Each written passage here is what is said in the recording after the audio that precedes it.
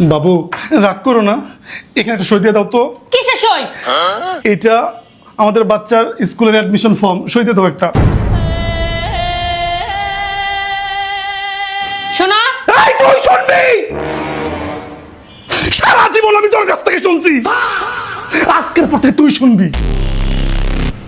তোর যত সয় সম্পত্তি, বাড়ি গাড়ি আমি সব লিখে নিছি। আজ থেকে তুই পথের ফকির।